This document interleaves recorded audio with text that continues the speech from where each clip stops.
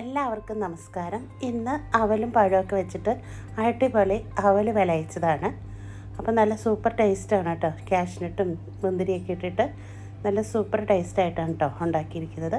അപ്പോൾ അതിനായിട്ട് ഇതുപോലെ ഒരു പാൻ ആദ്യം വെച്ച് കൊടുത്തിട്ടുണ്ട്. അതിലേക്ക് അല്പം നെയ്യ് ഒഴിച്ചു കൊടുക്കാം. നെയ്യ് ചൂടായി കഴിയുമ്പോൾ അതിലേക്ക് കുറച്ച് കാഷ്നട്ടും കറുത്ത മുന്തിരിയും കൂടി ഇട്ട് കൊടുത്തിട്ടുണ്ട്. അതൊന്ന് ഫ്രൈ ആയി വന്നതിന് ശേഷം അതൊരു പാത്രത്തിലേക്ക് മാറ്റി വയ്ക്കാം.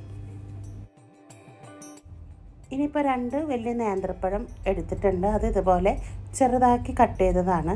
അതും കൂടി ഈ നെയ്യിലേക്ക് ഇട്ട് കൊടുത്തിട്ട് ഒന്ന് സോഫ്റ്റായിട്ട് വരുന്നത് വരെ നമുക്കിതൊന്ന് വഴറ്റിയെടുക്കാം. അപ്പോൾ ഇനിയിപ്പോൾ ഇത് മതിയായിട്ട് നന്നായിട്ട് സോഫ്റ്റായിട്ട് വന്നിട്ടുണ്ട്. ഇതും ഒരു ബൗളിലേക്ക് മാറ്റി വയ്ക്കാം.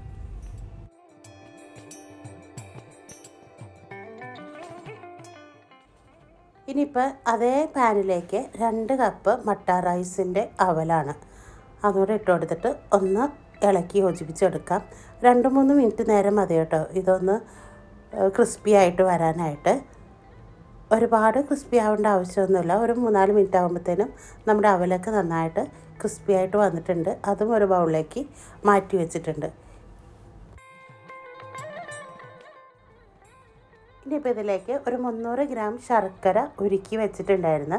അതിലേക്ക് ഒരു 2 കപ്പ് നാളികേരം ചിരകിയത് ഇട്ട് കൊടുക്കാം. അപ്പോൾ നാളികേരം എത്ര ഇട്ട് കൊടുക്കുന്നോ അത്രയും ടേസ്റ്റാണ് കേട്ടോ ഈ അവൽ വിളയിച്ചതിന്.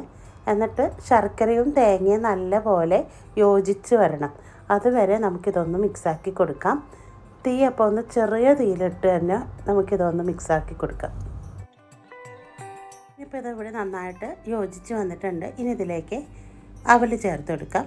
നല്ല രീതിയിലൊന്ന് മിക്സാക്കി കൊടുക്കാം. ചെറിയ തീയിലിട്ടിട്ട് വേണം കേട്ടോ ഇതൊക്കെ മിക്സാക്കാനായിട്ട്.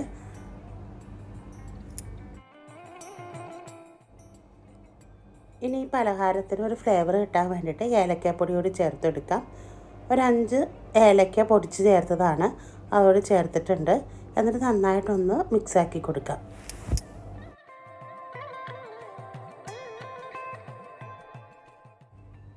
ഇനിയിപ്പോൾ നേരത്തെ വറുത്ത് വെച്ചിരിക്കുന്ന കാഷ്നട്ട് മുന്തിരിയും പഴമൊക്കെ കൂടി ചേർത്ത് കൊടുക്കാം. എന്നിട്ട് നല്ല പോലെ ഒന്ന് മിക്സാക്കുന്നത് വരെ ചെറിയ തീയിലിട്ടൊന്ന് മിക്സാക്കി കൊടുക്കാം. അപ്പോൾ വളരെ എളുപ്പത്തിൽ ഉണ്ടാക്കിയെടുക്കുന്ന ഒരു വിഭവമാണ് കേട്ടോ നമ്മുടെ ഈ അവൽ വിളയിച്ചത്. കഴിക്കാനാണെങ്കിലും ഭയങ്കര ടേസ്റ്റുമാണ്. അപ്പോൾ എല്ലാവരും ഇതുപോലെ ഒന്ന് ചെയ്ത് നോക്ക്. നല്ലൊരു വിഭവമായിട്ട് വരുന്നത് വരെ എല്ലാവർക്കും ബൈ.